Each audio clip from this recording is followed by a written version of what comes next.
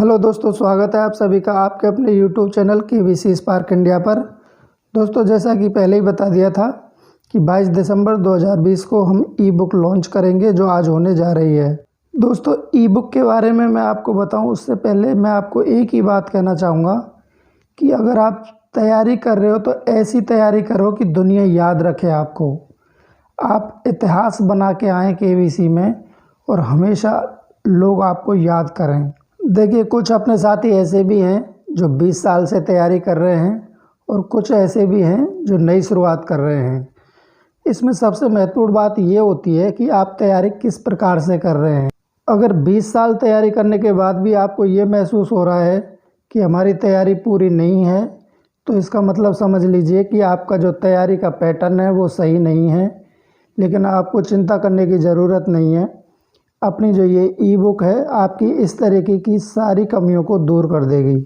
बस आपको ये ध्यान रखना है कि केबीसी जीवन में आपको सिर्फ एक बार मौका देगी। यदि आप फास्टेस्ट फिंगर फर्स्ट तक पहुंच गए तो एक मौका देगी, आप हॉट सीट तक पहुंच पाते हैं या नहीं पहुंच पाते हैं, यह आपको याद रखना है। देखिए, इस ई बुक के बारे में अगर मैं 2 लाइन में बात कहूँ तो कहीं का ईंट कहीं का रोड़ा और भानुमति ने कुनवा जोड़ा, इस तरह की ये ई बुक है। इसका मतलब है कि इस ई बुक में आपको छोटे छोटे क्वेश्चन भी मिलेंगे और बड़े क्वेश्चन भी मिलेंगे। अब आपके दिमाग में क्वेश्चन होगा कि सर, इसमें आपने लिख रखा है कि 10,000 क्वेश्चन हैं, तो सारे क्वेश्चन ही हैं या फिर थ्योरी भी है? तो दोस्तों, इसमें थ्योरी ज़्यादा है, क्वेश्चन कम हैं। यानी जो महत्वपूर्ण क्वेश्चन हैं वो मैंने यहाँ पे रखे हैं, बाकी थ्योरेटिकल है ये। अगर ई बुक की भाषा की बात करें तो दोस्तों ये ई बुक हिंदी में है, लेकिन इंग्लिश मीडियम वाले जो तैयारी करने वाले हैं उनको कोई दिक्कत नहीं आएगी, क्योंकि जहाँ भी टेक्निकल टर्म्स की ज़रूरत पड़ी है वो मैंने यहाँ पे लिख दी है और बिल्कुल सिंपल भाषा में है। यानी अगर किसी को थोड़ा बहुत भी हिंदी आती होगी तो उसको पढ़ने में कोई दिक्कत नहीं आएगी। अब आपके दिमाग में ये भी प्रश्न होगा कि सर, ये ई बुक है कितनी बड़ी? तो मैं आपको बता दूं कि भगवत गीता के एक एक शब्द को अगर अपन काउंट करें तो लगभग 20,000 शब्द बनते हैं, लगभग 20,000। और इस ई बुक के अंदर 1,35,000 शब्द हैं। तो आप अंदाज़ा लगा सकते हैं कि इसके अंदर कितना मैटर होगा। और मैं आपको बता दूं कि लगभग 10-12 करोड़ शब्दों का ये निचोड़ है जो आपके द्वारा याद किए हुए 50 लाख शब्दों पे ये भारी पड़ने वाले हैं। क्योंकि इस ई बुक को डिज़ाइन ही इस तरीके से किया है मैंने कि ये गागर में सागर भरने वाली बुक है।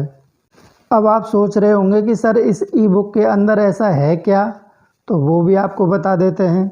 देखिए, सबसे पहले इसमें कुछ भारतीय राज्यों को लिया गया है, जिसमें उस राज्य के बारे में सब कुछ यानी मोस्टली सब कुछ मिल जाएगा। जिसमें इतिहास मिल जाएगा, उसके मुख्यमंत्री मिल जाएंगे, उसके गवर्नर्स मिल जाएंगे, उसके शहर मिल जाएंगे।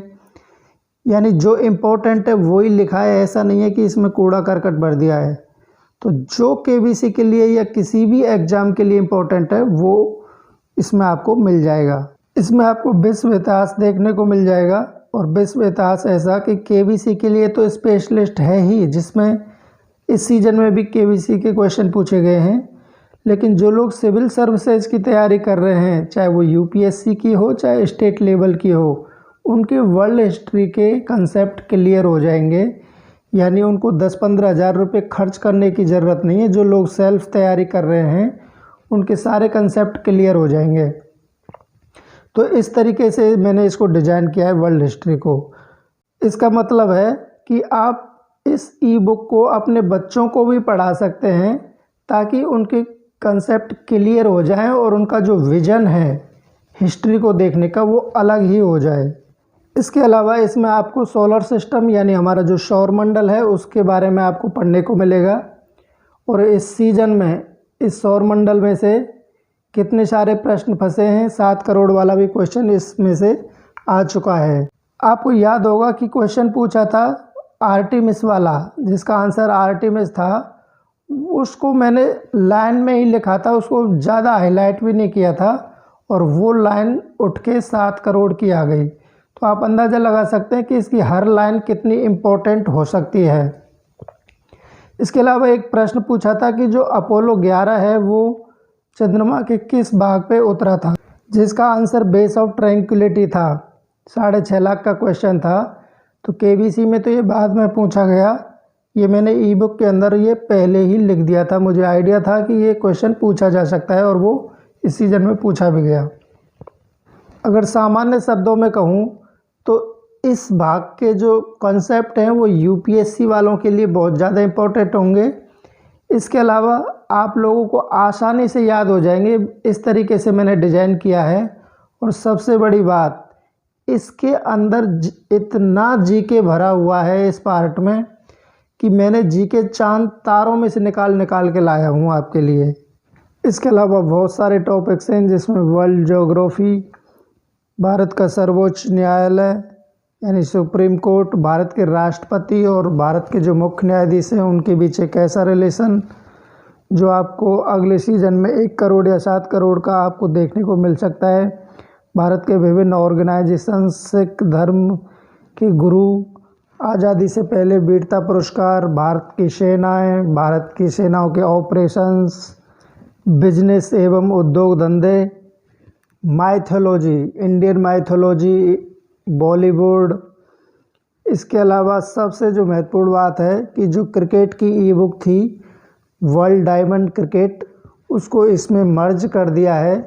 उसका भी एक रीज़न है, वो मैं अभी आपको लास्ट में बताऊंगा। कहने का मतलब ये है कि अगर आप जीरो से स्टार्ट कर रहे हैं, यानी कोई व्यक्ति पहली बार केबीसी की तैयारी कर रहा है और उसे पहले कोई ज़्यादा नॉलेज नहीं है और उसने अगर इसको 2-3 महीने में या 3-4 महीने में इसको अच्छे से याद कर लिया तो आप ये मानिए कि आपके दिमाग में जीके की बाढ़ आ जाएगी। लेकिन आप इसको याद कर पाएंगे नहीं कर पाएंगे ये आपके ऊपर डिपेंड करता है। इतना सारा मैटर है, इतनी सारी जीके भरी पड़ी है, हाई लेवल की, छोटे लेवल की। देखिए, थ्योरी पढ़ने का सबसे बड़ा जो लाभ होता है वो ये होता है कि किसी भी टॉपिक को हम जब पढ़ते हैं तो बहुत सारी बातें जो भी उससे संबंधित हैं वो कहानी के रूप में हमें मिल जाती हैं और वही इस ई बुक के अंदर मैंने किया है। उदाहरण के लिए आप जफरनामा ले लीजिए। सिखों के 10वें गुरु गोविंद सिंह जी ने जफरनामा एक पत्र लिखा था औरंगजेब के लिए। तो आपको ये सब बातें पता होनी चाहिए कि जफरनामा किस भाषा में लिखा था, कहाँ पे लिखा था, किसके घर में लिखा था, किसके हाथों वो औरंगजेब के पास भिजवाया था और वो पत्र किस शहर में औरंगजेब को दिया था। तो ये सारी बातें पता होनी चाहिए। इसके अलावा जफरनामा में जो चमकौर का युद्ध हुआ था उसके बारे में बताया गया था कि किस तरीके से औरंगजेब ने धोखा दिया था। तो चमकौर के युद्ध के बारे में भी आपको साथ में डिटेल में मिल जाएगा कि किस तरीके से औरंगजेब ने कुरान की शपथ ली थी और साथ में गाय की शपथ ली थी और वो जो शपथ पत्र है वो किसके हाथों गुरु गोविंद सिंह जी के पास भिजवाया था। इस चमकौर के युद्ध में मुग़ल सेनापति कौन था, चमकौर के युद्ध में किसने गुरु गोविंद सिंह जी का रूप धारण किया था ताकि मुग़ल सेना को कंफ्यूज किया जा सके। इस युद्ध में गुरु गोविंद सिंह के कौन से पुत्र बलिदान हो गए थे, शहीद हो गए थे और कौन कौन से जो पंच प्यारे थे उनमें से कौन से पंच प्यारे इसमें युद्ध में शहीद हो गए थे, कौन से बच गए थे। इसके अलावा किस नदी को पार करके वो चमकौर पहुँचे थे और किसके हाथों अपनी माता और अपने 2 पुत्रों को किसके संरक्षण में अपने पैतृक गांव भेज दिया था और कौन कौन से पुत्रों को मुग़ल सेनापति ने दीवार में चिनवा दिया था। तो इतने सारे क्वेश्चन अगर आप अलग अलग जगह से पढ़ेंगे तो आपको याद नहीं होगा, लेकिन मैंने थ्योरी के रूप में इसको कुछ लाइनों में ही, सिर्फ कुछ लाइनों में ही ये सारी बातें स्टोरी के रूप में लिख दी हैं। तो थ्योरी पढ़ने का ये सबसे बड़ा लाभ होता है। अब देखिए, इस ई बुक की कीमत के बारे में मैं बताऊं उससे पहले मैं आपको कुछ बातें बता देता हूं। कीमत पे आप बिल्कुल मत जाइए। अब मैं आपको इस ई बुक के ख़रीदने के लाभ बता देता हूं कि आपको क्या क्या लाभ होंगे इससे। देखिए, आज 22 दिसंबर है और 22 जनवरी 2021 तक यानी 1 महीने का समय मैं आपको दे रहा हूं। जो इस 1 महीने के अंदर इस ई बुक को ख़रीदेगा उसके लिए आने वाले समय में केबीसी का जो इंटरव्यू होगा उसकी तैयारी मैं बिल्कुल फ्री कराऊंगा। दूसरा लाभ यह है यदि आपका सिलेक्शन लेवल 2 में हो जाता है और 20 क्वेश्चन आपसे पूछे जाते हैं जो ऑनलाइन हो सकते हैं या ऑफलाइन हो सकते हैं, तो उसके लिए मैं मटेरियल आपको करंट अफेयर्स और जो इम्पोर्टेंट क्वेश्चन है वो आपको मैं फ्री में उपलब्ध कराऊंगा। तीसरा फ़ायदा ये होगा कि यदि आपका सिलेक्शन फास्टेस्ट फिंगर फर्स्ट के लिए हो जाता है, तो मैं अभी से ही कलेक्शन शुरू कर दिया है मैंने। तो जब उस समय आप मुझे इन्फॉर्म कीजिएगा, मैं आपको इम्पोर्टेंट क्वेश्चन जो केबीसी में उस समय पूछे जा सकते हैं, चाहे वो 7 करोड़ का भी हो सकता है, 1 करोड़ का भी हो सकता है, छोटे बड़े करंट अफेयर्स जो भी है, वो मटेरियल मैं आपको बिल्कुल फ्री उपलब्ध कराऊंगा। उसकी कोई भी कीमत आपसे वसूली नहीं जाएगी। कहने का मतलब ये है कि आपके हर कदम पर मैं आपके साथ हूँ और आपकी पूरी हेल्प करने के लिए तैयार हूँ।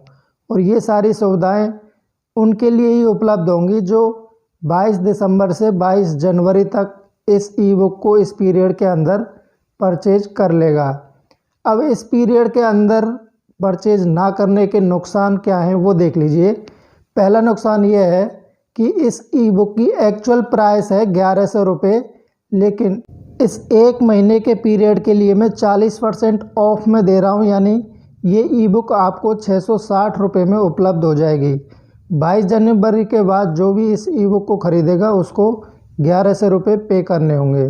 दूसरा नुकसान ये है कि यदि कोई इंटरव्यू की तैयारी करना चाहता है और इस 22 जनवरी के बाद ख़रीदता है और इंटरव्यू की तैयारी करना चाहता है, तो उसको इंटरव्यू के लिए पे करना होगा, वो फ्री नहीं होगा।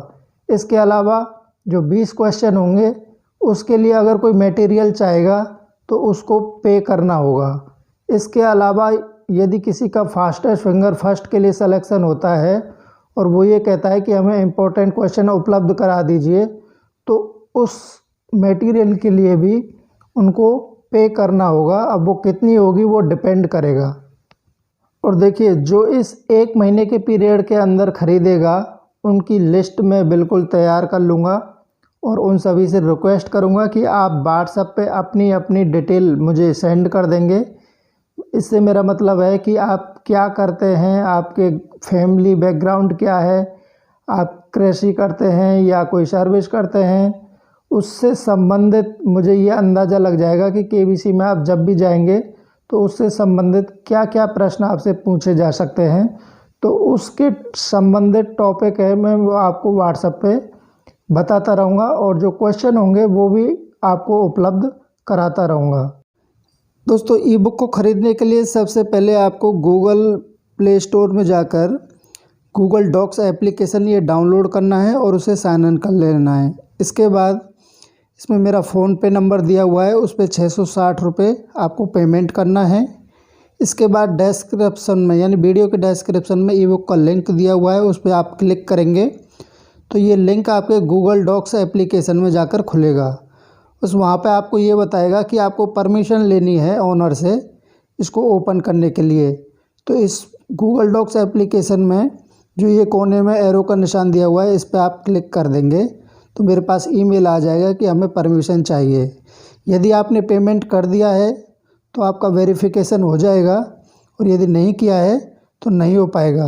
वेरिफिकेशन के लिए आप क्या करेंगे कि आपने जो पेमेंट किया है वो प्लस आपने जिस ईमेल से गूगल डॉक्स को साइन इन किया है वो मुझे व्हाट्सअप कर देंगे, तो आपका वेरिफिकेशन ईजी हो जाएगा। आपका पेमेंट वेरिफिकेशन होते ही ये ई बुक आपके गूगल डॉक्स एप्लीकेशन में खुल जाएगी। दूसरी बात यह है कि जिन लोगों ने क्रिकेट की ई बुक पहले परचेज की थी उन लोगों के लिए भी ये सारी सुविधाएं उपलब्ध हैं जो मैंने फ्री में बताई हैं, ताकि उनको ये ना लगे कि हमारे साथ भेदभाव हुआ है। अब वो इस ई बुक को ख़रीदें या ना ख़रीदें, लेकिन उनके लिए ये सारी सुविधाएं उपलब्ध रहेंगी। अंत में दोस्तों, मैं आपके उज्जवल भविष्य की कामना करता हूं। मैं चाहता हूं कि आप आगे अपने जीवन में सफल रहें। बस आपको हमेशा दिमाग में एक बात याद रखनी है कि केबीसी आपको सिर्फ एक बार मौका देगी और इस मौके को आपको किस तरीके से लेना है ये आप पे डिपेंड करता है। धन्यवाद।